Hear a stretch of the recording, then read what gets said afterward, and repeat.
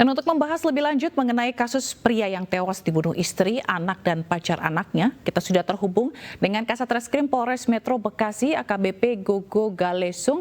Selamat siang Pak Gogo, terima kasih sudah bergabung di Ini Siang Pak. Ya Mbak, selamat siang, terima kasih. Pak Gogo, ini gimana awal mulanya kasus ini bisa terungkap? Karena kan sebelumnya korban ini kan disebut meninggal karena sakit ya Pak? Ya baik, jadi akan saya jelaskan dari awal kronologi sampai nanti motif para pelaku. Jadi pada tanggal, para pelaku ini ada 3. Jadi korban ini bernama Asep. Asep ini mempunyai istri dengan inisial JJ yang menjadi tersangka kita. Setelah itu mempunyai anak berinisial SL dan punya pacarnya berinisial HG.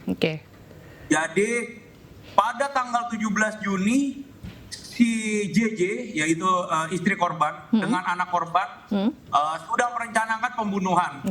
Yaitu memasukkan racun ya berupa soklin minuman soda susu. Tapi waktu itu anaknya berpikir masih kasihan sama ayahnya. Dia bilang sama ibunya, udah lama nggak usah, jangan kasihan. Setelah itu di tanggal 24 mereka berusaha untuk meracuni lagi, yaitu dimasukkan ke soklin, dimasukkan di dalam minuman kloridina. Tapi korban pada saat minum itu sedikit, yang diminum korban sedikit, terus korban merasakan tidak enak. Dia merasakan, kok ini seperti soklin sih mah, gitu. Seperti itulah bahasanya. Lalu dibuang sama korban. Setelah itu di tanggal 24 ya. Setelah itu di tanggal 25 mereka bertiga merencanakan pembunuhan. Akan tetapi korban ini karena korban begadang, jadi rencana itu tidak jadi. Kita tunggu di tanggal 26 saat korban pulang bermain bulu tangkis, capek tidur, barulah mereka melakukan pembunuhan.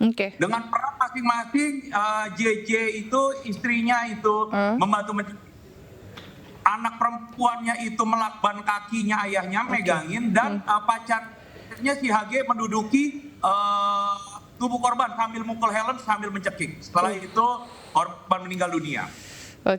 Nah, motif dari para tersangka ini adalah yang pertama, istrinya itu sakit hati, kesel karena bagi istrinya ini adalah suaminya ini kan pengusaha ya, menengah ke atas. Tapi memberikan nafkah itu sedikit sekali kalau menurut istrinya. Setiap hari itu hanya 100.000 per hari. Kalau untuk anaknya yang perempuan sama pacarnya, mereka kesal.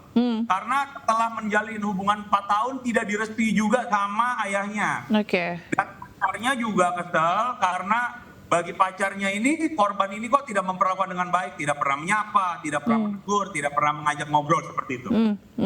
Dan setelah korban meninggal dunia, pacarnya itu mencairkan pinjol dari handphonenya korban sebesar 56 juta. Setelah itu mengambil uang korban dari rekening ATM 10 juta. Jadi jumlahnya itu sekitar 66.500.000. Yang digunakan untuk dari si tersangka, si pacarnya ini untuk membayar pinjol, utang pinjolnya sebesar 20 juta. Setelah itu membayar kredit BRI, membeli iPhone 15 yang baru. Setelah itu beli AC 2 unit, dan setelah itu untuk makan-makan dan untuk kebutuhan sehari-hari. Seperti itu, Mbak. Berarti uang yang dicairkan ini untuk membayar utang-utang yang tidak dipenuhi oleh korban ini ya, Pak ya? Bukan. Jadi yang mencairkan ini si pacarnya si anaknya untuk bayar utangnya dia, utang pinjolnya dia gitu, sebesar 20 juta. Salah satunya ya, selain membeli barang-barang yang lain, Mbak. Tapi ada motif lain nggak sih Pak selain emang sakit hati? Mungkin ada orang ketiga atau apa gitu? Ya, jadi istrinya ini dapat kabar dari anaknya. Katanya ayahnya ini punya handphone baru, yaitu handphone Oppo. Padahal handphone dipakai Samsung semua. Anaknya bilang mungkin papa selingkuh. Tapi setelah kami interogasi, apakah kalian sudah mengcross check ke ke korban. Ya nggak ada Pak, ini asumsi kami saja. Jadi hanya asumsi lah, kecurigaan seperti itu. Oke, jadi udah asumsi terus terbawa emosi ya?